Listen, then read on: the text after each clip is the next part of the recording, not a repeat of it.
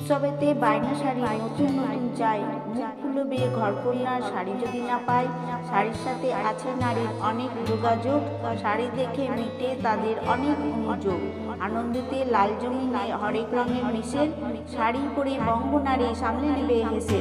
শোকের দিনে কালো সাদা মানিয়ে যাবে বেশ, খোপায় ফুল থাকলে ভালো কিংবা এলো কেশ।